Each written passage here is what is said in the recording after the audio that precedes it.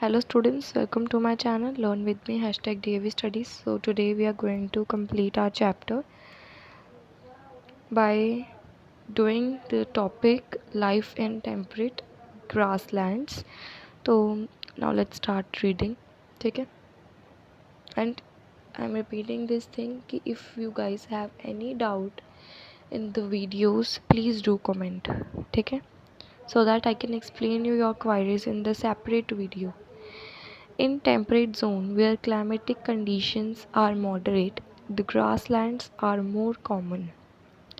तो जहाँ पे वो कहते हैं कि जो क्लाइमेट कंडीशंस हैं वो मॉडरेट होती हैं, जैसे कि ना ज़्यादा बारिश ना ज़्यादा गर्मी वगैरह, है ना, तो वहाँ पे जो है ग्रासलैंड्स कॉमन होते हैं. The grasslands which are found between sub tropical and sub polar regions known as temperate grasslands. तो वो कहते हैं कि जो ऐसे ग्रासलैंड्स जो कि फाउंड होते हैं सब tropical and sub polar regions के पास, ठीक है, बिटवीन, ठीक है, उनके बीच में, उनको कहते हैं temperate grasslands. They are known by different names in different continents. For example the prairies in North America, Pampas in South America, the steppes in Asia and Europe, the downs in Australia and the veld in Africa. ठीक है? The temperate grasslands provide good pastures and ideal conditions for animal rearing. In this section, we will study about the two temperate grasslands of the world, the prairies of North America and the velds of South Africa. So, the prairies is the next topic. The prairies is the first topic. Now let's read it. The grasslands in North America are known as prairies. ठीक है? They cover a large area of USA and Canada. This area is drained by the river Mississippi and its tributaries. The basin is very fertile and important for agriculture. The prairies have a continental type of climate. Summers are hot and winters are cold. Just हमारे जैसा ही है ना, जैसे India में होता है कि summers hot winters cold. The temperature, तो वो कहते हैं कि जो टेम्परेचर है समर्स में वो हाई जाता है 38 degree Celsius and in winters it is low as 40 degree Celsius. ठीक है? The rainfall is not sufficient for the growth of trees. Instead different types of grasses can be found there. In some places grass grows taller than a man. कई जगहों पे तो grass इंसानों से भी लंबी होती है. The common animals are jackal, rabbit, deer, dog, etc. The large herbs of basin are also found in the prairies.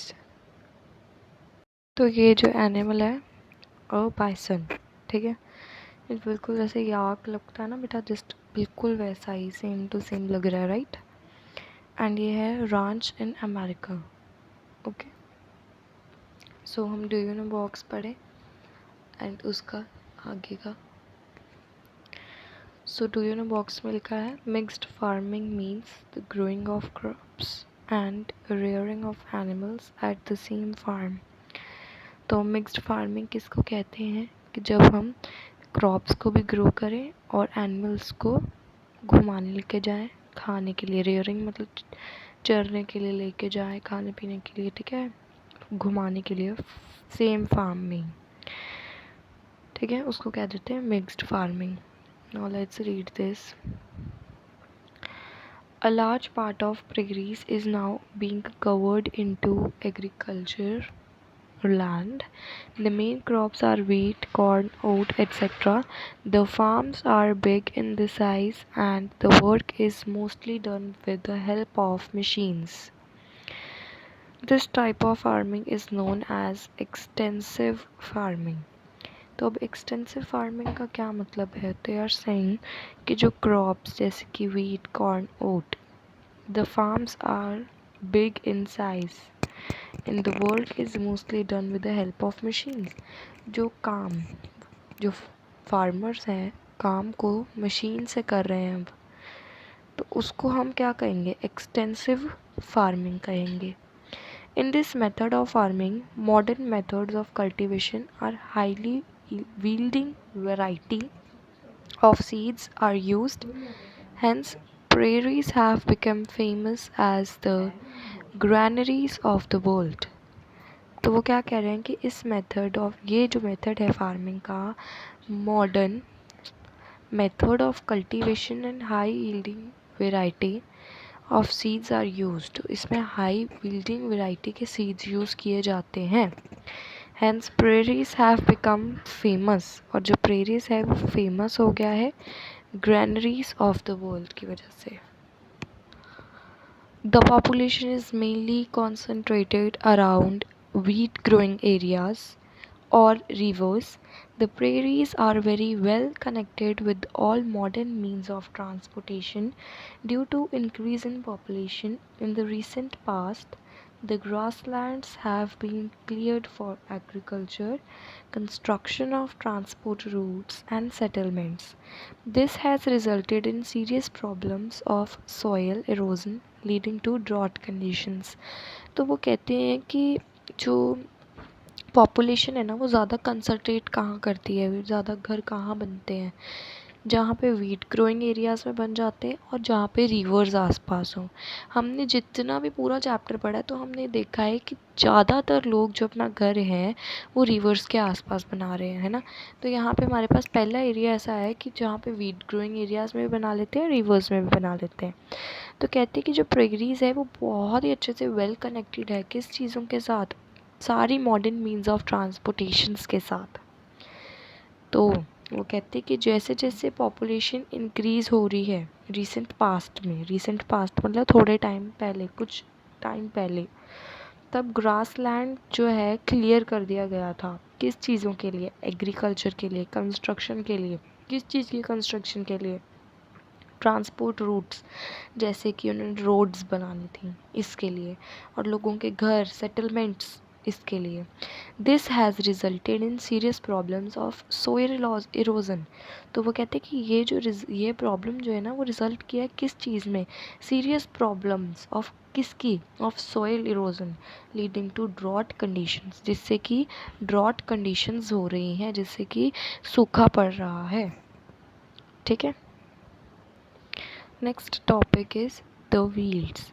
In South Africa, the grasslands are called fields. जो grasslands हैं साउथ अफ्रीका में उनको fields कहा जाता है. Field is the Dutch word which means fields. हमने बोलने में सेम भी लग रहा है कि fields, right? सेम लग रहा है ना, तो ये Dutch word है जिसका मतलब क्या है? Field. The temperate grasslands of south Africa covers the southern part of Africa. It lies between the Drakensberg Plateau in the east and merges with the Kalahari Desert in the west. It is known as high yield because it is located in the plateau surface. प्लेटो पता है ना आपको क्या होता है बेटा? हमने पढ़ा था अभी रिसेंटली, पीछे कुछ चैप्टर्स में हमने प्लेटू पढ़ा था. I hope you all know. The main rivers are Limpopo and Orange. ठीक है. Next is a field is situated near the coast. It has a moderate type of climate. The summers are short and warm. वो कहते हैं summers जो है वो short होती हैं और वार्म भी होती हैं, यानी कि गर्मी होती है. The winters are long and cool. जो विंटर है, सर्दियाँ हैं जो लंबी होती हैं और ठंडी भी होती हैं. रेनफॉल जो है वहाँ पे बहुत कम होती है, rainfall is low. Droughts are common in this area. Droughts जो है वो बहुत कॉमन है. The climate gets cooler as the height increases. Due to dry climatic conditions, plants do not grow here. That is why grasses are the dominant vegetation of the field. Now let's read something more. Plants do not grow here. That is why grasses are dominant vegetation of the Weald. Agriculture is not possible in the Weald as it is a plateau area and the soil is unfertile. In addition, there is a lack of availability of water. ना वहाँ पे ना पानी की भी कमी है इसलिए भी ठीक है एग्रीकल्चर पॉसिबल नहीं है वहाँ hence there is a low agriculture production here. The wild grasslands are rich in various minerals like gold, diamonds and coal coal mines are commonly in Johannesburg